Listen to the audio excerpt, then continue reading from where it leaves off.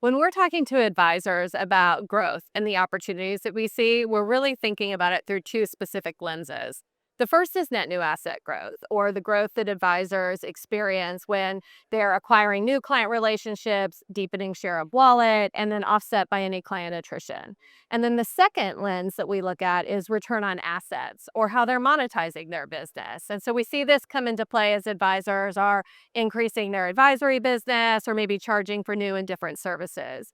And the reason we're focused on these two levers in particular is because they drive practice valuation, which we know is top of mind for our clients. Driving and sustaining growth is critical, but it's also really, really hard. In fact, 80% of advisors say that growing their business is a priority, and yet so many still struggle with achieving positive net new assets. And so that tells us there's just more that we could be doing to help advisors grow. And it's a priority for us because it's a priority for them. So we've been working to understand the challenges that advisors face. And it's during those discussions that two common themes surface, even among advisors who are growing.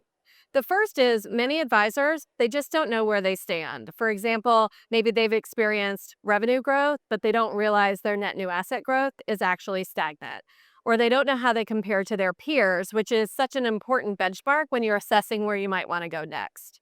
The second challenge is they're not sure what to prioritize or where to focus to actually have the most impact. And so they're looking for insights in the variables that matter most and ideas or resources to help prioritize and take action.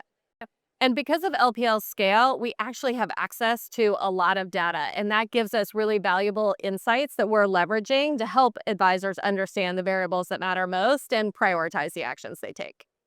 We see high performing advisors, so those in the top 20% of growth, actually doing three things.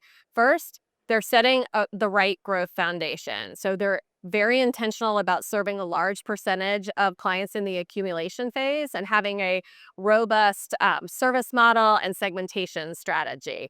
They're also really proactive about creating capacity, both for themselves and their teams, to make sure that they're spending enough time on client and prospect facing activities.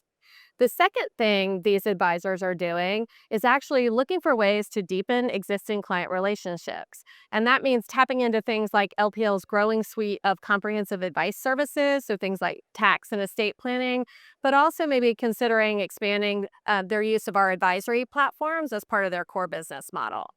And finally, high growth advisors, well, they're winning new relationships at a much higher rate, and they're particularly focused on winning high net worth relationships. So we see them both increasing the average size of the client that they're acquiring, but also looking to expand the referral strategy as well.